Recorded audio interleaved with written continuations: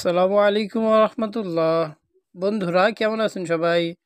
আশা করি সবাই অনেক অনেক ভালো আছেন। আজ বুধবার 19শে ফেব্রুয়ারি 2025। আজকের ভিডিওতে আলোচনা করব বাংলা ইংরেজি ও আরবি ভাষার আজ কত তারিখ। সরাসরি মূল ভিডিওতে চলে যাচ্ছি।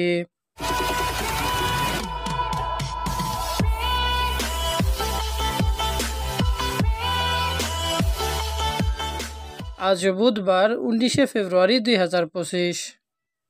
বাংলা মাসের হলো 6 ফাল্গুন 1431।